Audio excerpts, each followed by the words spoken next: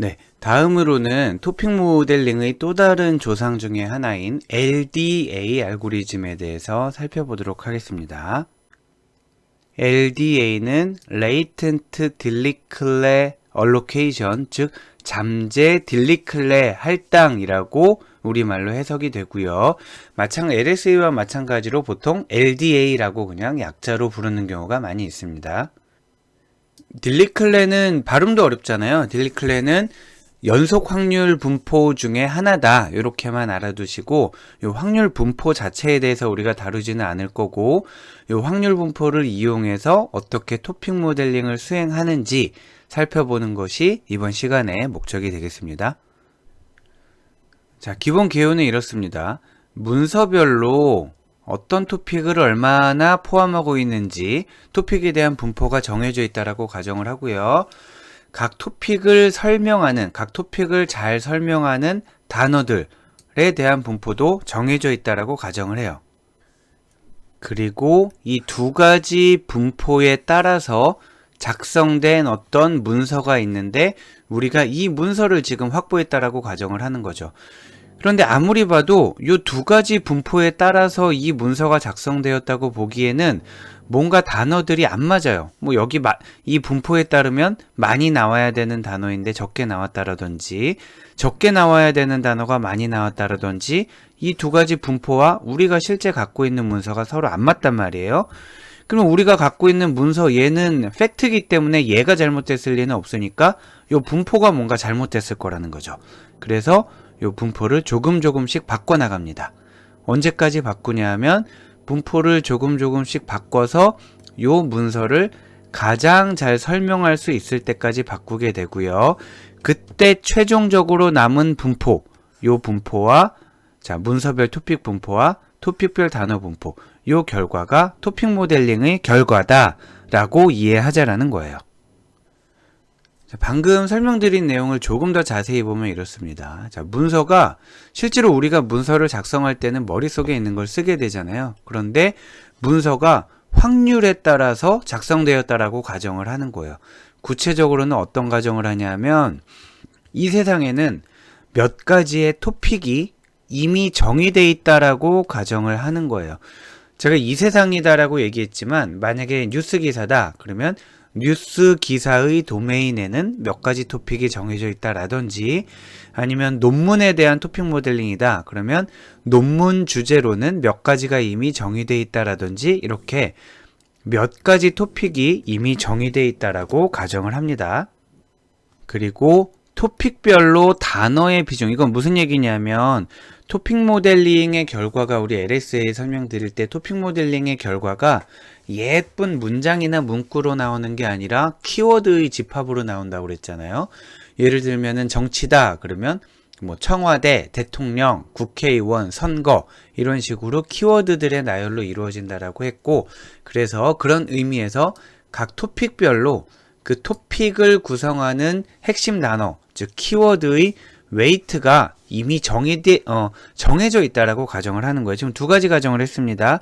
하나는 토픽이라는 게 이미 몇 가지가 있고 각 토픽을 구성하는 단어들이 이미 정해져 있고, 또 다른 가정은 뭐냐면 각 문서를 구성하는 토픽의 분포, 예를 들면 어떤 문서가 하나 있으면 이만큼은 정치, 이만큼은 스포츠, 이만큼은 연애, 이런 식으로 각 문서를 구성하는 토픽의 분포가 이미 정해져 있다라고 가정을 하는 거예요. 그런 상태에서, 즉 토픽이 이미 정의되어 있고 그 토픽의 단어별 비중이 정해져 있다라는 가정, 그리고 문서를 구성하는 토픽의 분포도 정해져 있다라는 가정, 이 두 가지 가정 하에서 문서가 이렇게 만들어진다라고 가정을 하는 거예요. 첫 번째는 문서의 각 단어를 어떤 토픽에서 취하고 그 토픽에서 어떤 단어를 고를지를 확률적으로 선택해서 문서가 작성된다라고 가정을 한다라는 거예요. 예를 들면은 뒤에 자세히 이그젬플을 통해서 나타낼 텐데, 어떤 문서가 있어요. 문서가 있는데 예를 들어 한 5번째 단어가 있는 거예요. 자, 5번째 단어가 있으면 이번에는 토픽이 예를 들어 3가지가 있는데 이 문서의 5번째 단어는 어떤 토픽에서 올까? 확률상 요 토픽이야 라고 하고요. 이 토픽을 구성하는 키워드들이 많이 있는데 그러면 이 토픽 중 1번 토픽 중에서 이번엔 몇 번째 단어가 올까? 확률에 의해 네 번째 단어가 온다. 이렇게 해서 그 단어를 넣고 그 다음번에 또 마찬가지로 한 단어 한 단어마다 이번 단어는 어떤 토픽에서 취하지? 그리고 그 토픽에 있는 키워드 중 무엇을 고르지? 라는 두 가지 질문을 확률에 근거해서 끼워 맞춘다. 이 방식으로 문서가 작성되었다라고 가정을 한다라는 거예요. 자, 그 설명을 생각하시면서 다시 읽어볼까요? 문서의 각 단어를 어떤 토픽에서 취할지, 그리고 그 토픽에서 어떤 단어를 고를지를 확률적으로 선택하여, 그래서 이제 확률 모형을 활용하는 거죠. 확률적으로 선택해서 그 문서가 작성됐다라고 가정을 하고 우리는 이제 이 문서를 갖고 있는 거죠. 자, 그런 다음에 실제로는 어떻게 되냐면 이 문서에 이렇게 단어들이 출연을 했을 거잖아요.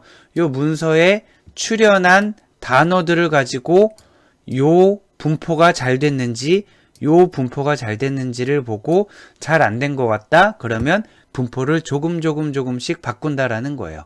그래서 잠재 변수를 역추적해 가는 건데 여기서 말하는 잠재 변수란 게 뭐냐 하면 토픽별 단어 비중 그리고 문서별 토픽 분포 이렇게 되겠습니다. 토픽별 단어 비중과 문서별 토픽 분포를 처음에는 랜덤하게 정해놓고 그 랜덤하게 정한 분포가 실제 문서와 잘 맞아떨어지지 않으니까 조금씩 이 분포를 수정을 해나가면서 이 문서를 최대한 잘 설명할 수 있는 분포를 찾아가는 거고요. 그 두 가지 분포를 우리가 잠재 변수라고 합니다. 그래서 이 알고리즘의 이름 역시 근데 이 분포가 토픽별 단어 비중과 문서별 토픽 분포를 만들 때 우리가 딜리클레 분포라는 것을 사용한단 말이에요. 그래서 잠재 딜리클레 할당 이렇게 이름이 붙게 되었습니다. 이그젬플을 통해서 살펴보도록 할게요. 아래 보시는 그림은 LDA 알고리즘을 설명할 때 굉장히 많이 사용되는 그림이고요. 여러분들도 책이나 아니면은 뭐 인터넷에서 어쩌면은 이미 접하셨을 수도 있을 것 같습니다. 자, 몇 가지 가정 하에 작성된 문서의 이그젬플을 보여주고 있는데 예를 들면은 이 세상에는 몇 가지 토픽이 이미 있어요. 노란 토픽, 분홍 토픽, 연두색 토픽, 하늘색 토픽 몇 가지 토픽이 있고 그 토픽을 구성하는 핵심 단어들의 분포도 정해져 있어요. 예를 들면 노란색 토픽 안에는 지금 글씨가 잘 보이지는 않지만 진, DNA, 지네틱 이런 단어들이 이루고 있는 토픽이다 라는 분포가 정해져 있다라는 거죠. 자, 그리고 또 하나의 가정이 뭐냐면 이번 문서가 여러 장이 있는데 그 중에 지금 보시고 있는 이 문서는 분홍 토픽, 노랑 토픽, 하늘색 토픽으로 구성되어 있고 연두색 토픽은 포함되어 있지 않아요. 그리고 구성되어 있는 토픽들 중에서도 특히 노란색 토픽이 분포가 제일 높다라고 가정을 하는 겁니다. 자, 지금까지 우리가 어떤 가정을 했냐면 첫 번째로 이 문서에는 노란색 토픽이 제일 많이 분포되어 있고 그리고 두 번째 가정 노란색 토픽을 이루고 있는 주요 키워드들은 진, DNA, 지네틱이다. 이렇게 가정을 했습니다. 만약에 이 가정이 맞다면 이 분포가 맞다면은 이 문서에는 진이랑 지네틱, DNA 이런 단어들이 많이 있을 거라는 거예요. 왜냐하면 노란색 토픽이 많이 분포되어 있고 노란색 토픽 안에는 이런 단어들이 많이 분포되어 있을 거라고 가정했기 때문에 그런데 실제로 살펴봤더니 지금 글씨가 작아서 잘 보이지는 않지만 실제로 봤더니 이 문서에는 진이라든지 지네틱이라든지 이런 단어들이 자주 등장하고 있다라는 거예요. DNA는 지금 잘 보이지 않습니다만 자, 진과 지네틱 이런 단어가 자주 등장하는 것으로 보아서 이 문서 안에는 지금 이 위에 거를 거꾸로 찾아가는 거죠. 자, 진과 지네틱이 자주 등장하는 것으로 봐서 지금 이 문서에는 어떤 토픽이 있는데 그 토픽은 진과 지네틱을 키워드로 가지고 있는 거구나 라고 역으로 추적을 할 수 있고 그렇다면 우리가 처음에 생각했던 이 분포에 대한 가정이 맞는 거죠. 자, 이렇게 문서를 생성하는 과정을 다시 한번 조금 더 자세히 설명해 보도록 하겠습니다. 방금 이그젬플을 통해서 설명드렸던 내용을 다시 보면 토픽 기반의 글쓰기가 수행된다라고 가정을 하면, 실제로 우리가 이렇게 하지는 않지만 어떤 문서를 구성할 때 이 문서를 구성하고 있는 토픽의 분포로부터 토픽을 선택하고요. 1번 토픽을 이번에 써야지, 2번 토픽을 써야지. 그런 다음에 뭐 이번엔 1번, 이번엔 2번 이런 식으로 쓴다는 거죠. 그 다음에 그 토픽에도 여러 단어가 있을 텐데 그 토픽을 구성하는 단어 중에 무엇을 쓸 것인지를 선택하는 과정으로 글쓰기가 이루어진다 라고 가정을 하고 있습니다. 그때 문서를 작성하는 모델이 아래 보시는 바와 같고요. 이 모델은 굉장히 복잡하기 때문에 지금 큰 그림을 한번 설명드리고 나서 곳곳에 이제 여러 가지 어려운 기호들이 나오잖아요. 곳곳에 있는 내용들을 아래에서 다시 이그젬플을 들어서 설명을 드리도록 하겠습니다. 예를 들면은 지금 오른쪽에 K라고 써있는 이 부분에 파이에 해당되는 부분, 이 모델을 구성하는 요소 중에 이 파이에 해당되는 부분을 아래에서 설명을 드릴 거고요. 또 왼편에 보시면 세타에 해당되는 부분이 있잖아요. 그 세타에 대한 부분도 설명을 드리고, 이 파이와 세타가 같이 작용을 해서 만들어내는 G와 W에 대한 부분, G와 W에 대한 부분도 설명을 드리고, 그래서 이그젬플을 통해서 이해를 할 텐데, 일단 큰 그림을 먼저 살펴보도록 할게요. 자, 우선 LDA 모델의 바깥에 있는 부분은 우리가 살펴보지 않을 텐데, 이 바깥 부분에 두 가지 파라메타가 있습니다. 하나는 딜리클레 분포에서 나오는 파라메타인 알파라는 파라메타이고요. 또 하나는 토픽을 구성하는 데 사용하는 또 베타라는 파라메타가 있습니다.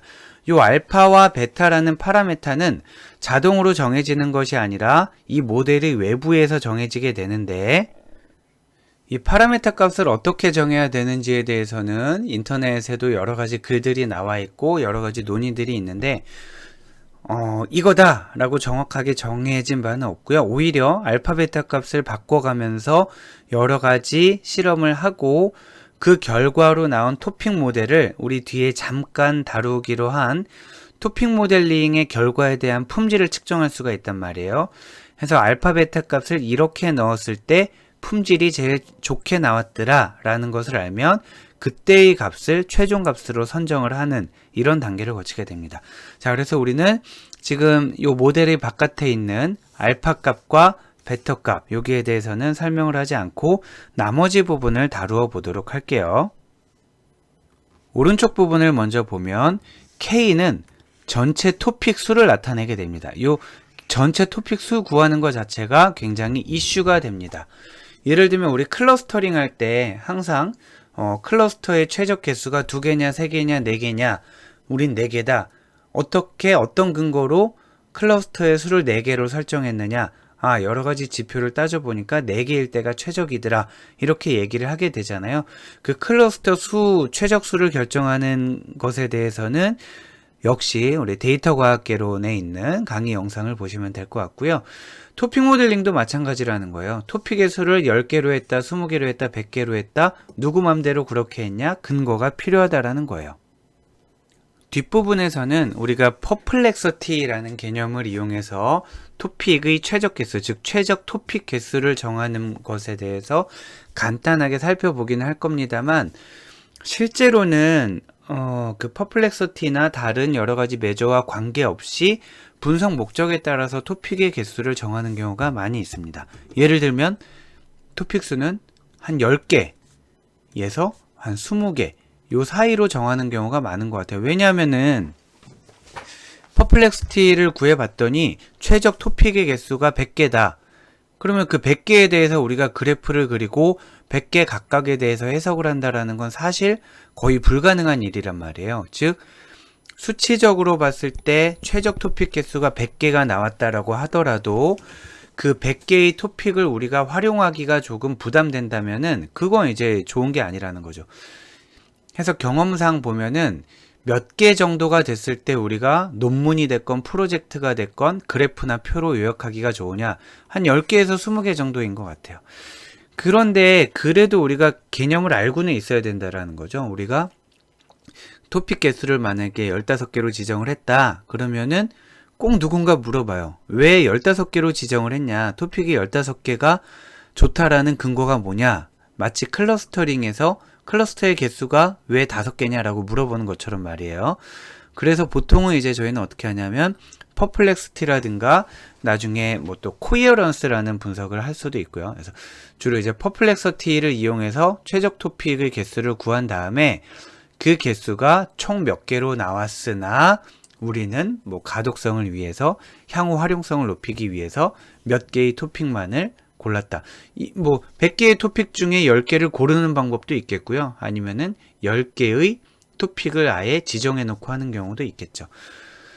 자, 지금 좀 옆길로 샜는데 다시 한번 돌아와서 정리를 해볼게요. 다시 한번 돌아와서 정리를 하면, 자, K라는 거는 전체 토픽 수인데 우리가 정해줬다라고 가정을 할게요. 그러면은 요 안에는 그 K라는 토픽, 그 K라는 K개의 토픽에 대한 키워드들이 정의가 되어 있다라는 겁니다. 자, 처음에는 랜덤하게 되어 있겠죠. 처음에는 랜덤하게 되어 있다가 점차 분포를 맞춰가는 단계를 거치게 됩니다. 예를 들면 지금 요 아래 보시는 요런 표 이런 게 있다라는 거예요. 자, 토픽을 만약에 우리가 3개라고 주어줬다 그러면은 토픽은 1번 토픽, 2번 토픽, 3번 토픽이 있고 말뭉치는 이렇게 있는데 이 말뭉치들이 각 토픽에서 차지하는 가중치가 이렇게 돼 있다라고 가정을 하는 겁니다. 방금 다시 말씀드린 걸 다시 말씀드리면은 처음에는 이 가중치가 랜덤이었는데 점차 수정해가는 과정을 거치게 된다라고 이해하시면 되겠고요. 자, 한편 왼쪽 동네를 보면 아까 오른쪽은 각 토픽을 구성하는 용어들의 가중치가 나와 있었잖아요. 이번에는 각 다큐먼트에 토픽들이 어떻게 분포되었는지가 가정이 되어 있어요. 예를 들면은 요 세타 D의 경우에 뒤에 다시 설명을 하겠지만 여기 보시는 바와 같이 이렇게 돼 있다라는 거죠. 자, 문서 1번은 토픽 1이 0.4, 토픽 3이 0.6이 포함되어 있다. 이런 식으로. 자, 그래서 오른쪽에는 각 토픽과 단어에 대한 가중치가 정해져 있고요. 왼쪽에는 각 토픽과 문서에 대한 가중치가 정해져 있어요.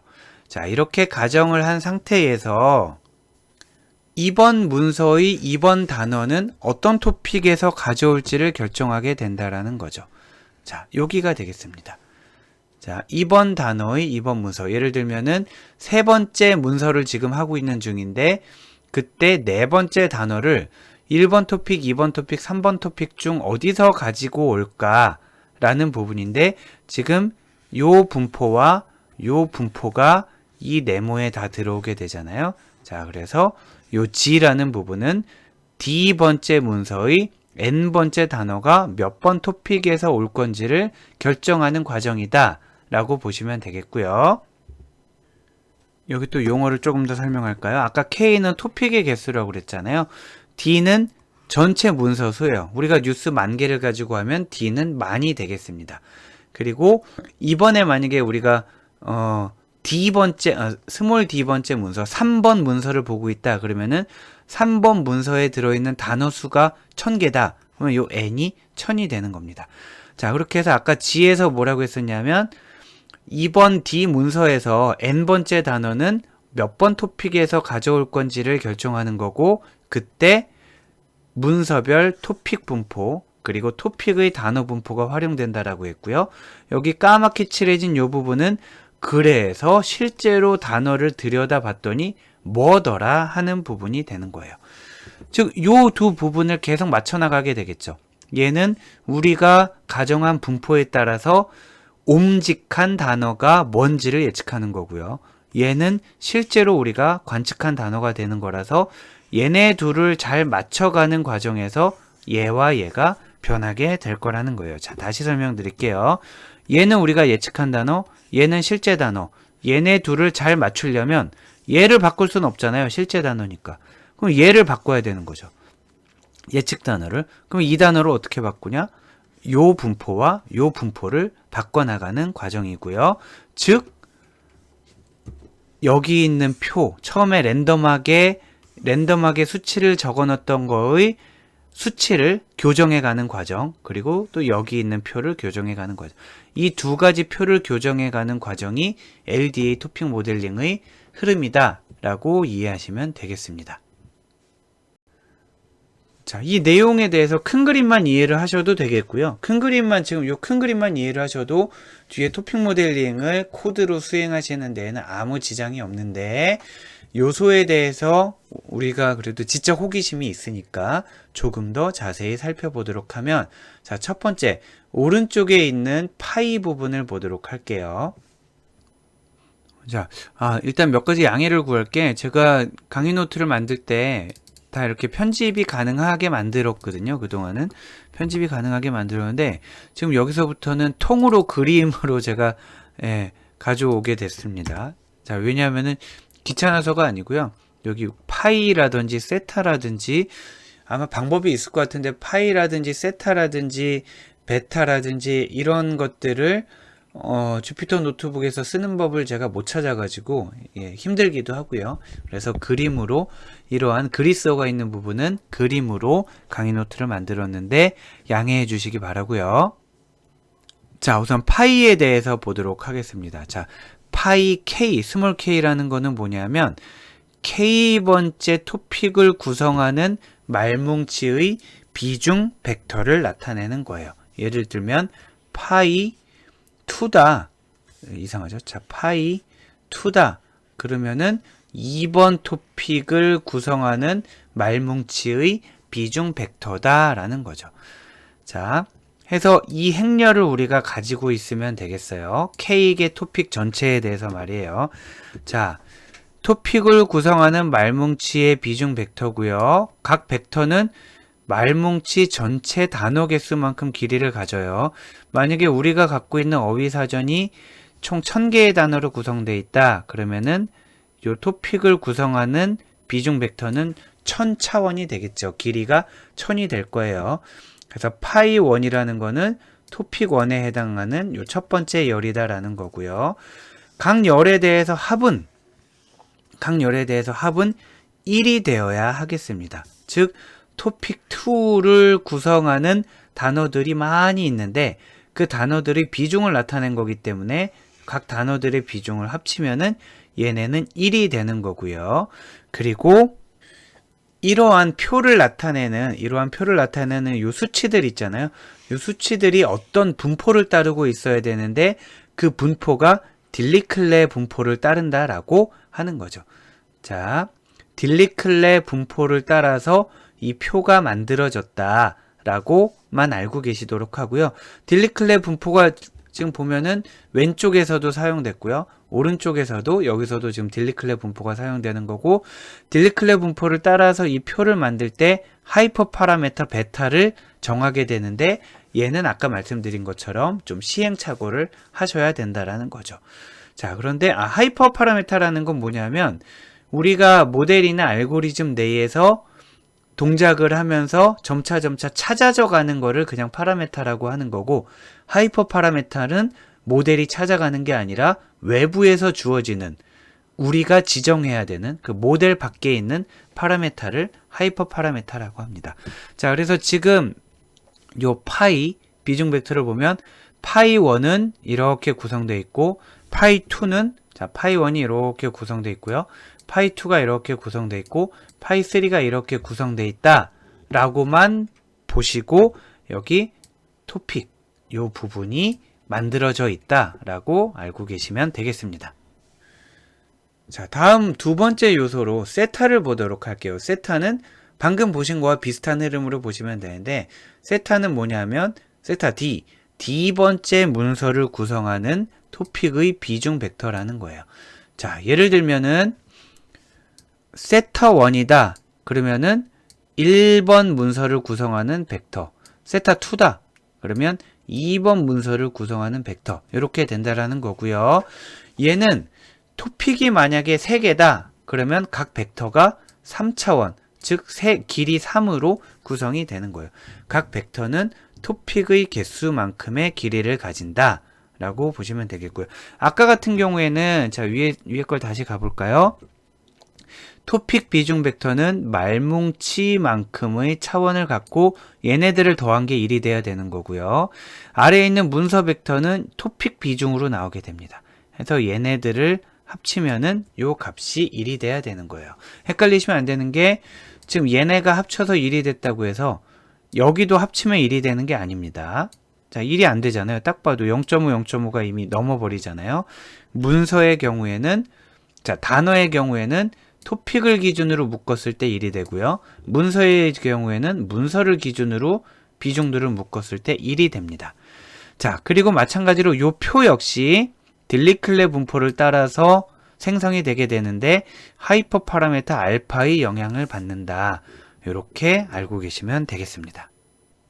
자, 하이퍼 파라미터에 대해서는 아까 말씀드린 것처럼 값을 얼마로 정해야 될지는 정설이 없는데 그래도 한번 시작할 때 시작점을 어디로 두어야 될지는 조금 설명을 드려야 될 것 같아서 일반적으로는 베타 값은 0.1 정도를 두는 것 같아요. 이거 정답이라는 게 아니고 거기서부터 시작을 해보시면 되겠습니다.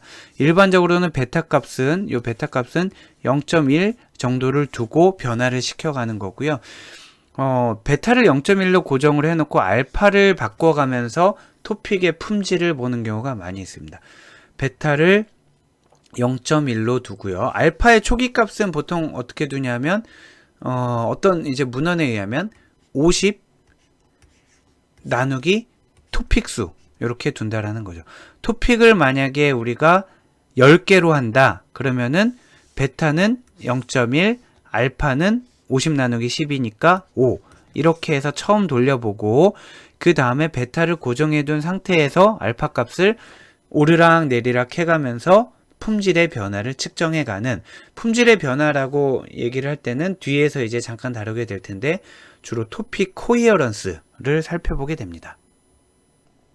자, 방금 설명드린 내용을 물론 이제 정해진 답은 없지만 초기 값을 설정할 때는 여러분이 참고가 될 것 같아서 자, 일반적으로 베타 값은 0.1로 고정을 하고 시작하고 알파 값은 50 나누기 토픽 수를 기준으로 한 다음에 조금씩 변경하면서 품질을 측정한다 라고 정리를 해 두었습니다.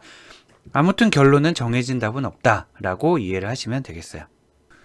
자, 다음으로 이제 G와 W 부분을 살펴보도록 할게요. 우리 아까 방금 세타 살펴봤었고요. 그리고 그 이전에 파이 부분도 살펴봤잖아요. 이 세타와 파이를 이용해서 G를 만들게 되는데 G는 뭐냐면 GDN이라 하는 거는 D번째 문서의 N번째 단어의 토픽을 할당하는 부분이 되겠습니다. 예를 들면 세 번째 문서의 첫 번째 단어에는 어떤 토픽이 올 가능성이 큰가? 자, 세 번째 문서의 첫 번째 단어. 즉 문서에 어떤 토픽을 할당할지를 보면 왼쪽에 있는 테이블을 보면 되잖아요. 자, 세 번째 문서는 여기가 되겠습니다. 그러면 첫 번째 단어인지 두 번째 단어인지 세 번째 단어인지는 관련이 없고요. 자, 세 번째 문서라면은 어떤 토픽의 단어가 올 가능성이 제일 클까요? 보면 이 벡터를 보면 확률상 토픽 2가 올 가능성이 제일 크다라는 거예요. 그러면은 세 번째 문서의 첫 번째, 두 번째, 세 번째, 네 번째 모두 마찬가지긴 하지만 첫 번째 단어로는 토픽 2에 있는 단어가 올 가능성이 크구나 라고 알고 있는 거죠. 그런데 만약에 토픽 2에 있는 단어가 온다고 하면 토픽 2에 있는 단어 중에서는 어떤 단어가 올 가능성이 큰가? 그것도 역시 마찬가지로 여기 분포를 따라 보면 제일 높은 money라는 단어가 올 가능성이 높은 거죠. 자, 그래서 세 번째 문서의 첫 번째 단어, 두 번째 단어, 세 번째 단어 모두 마찬가지일 텐데 자, 세 번째 문서의 첫 번째 단어에 어떤 단어가 올 가능성이 크냐? money가 올 가능성이 크다라고 예측을 하는 거고 실제 W3,1이라는 거는 실제로 세 번째 문서의 첫 번째에 어떤 단어가 왔는지 그 단어를 나타내는 거예요. 자, 우리가 예측한 단어인 money와 물론 요거보다 낮은 확률로 interest와 rate라는 거를 예측을 했겠죠. 자, 만약에 세 번째 문서의 첫 번째 단어가 money가 왔다든가 interest가 왔다든가 rate가 왔다든가 그러면은 얼추 우리가 처음에 세운 분포 과정이 어느 정도 맞았단 얘기예요. 근데 만약에 봤더니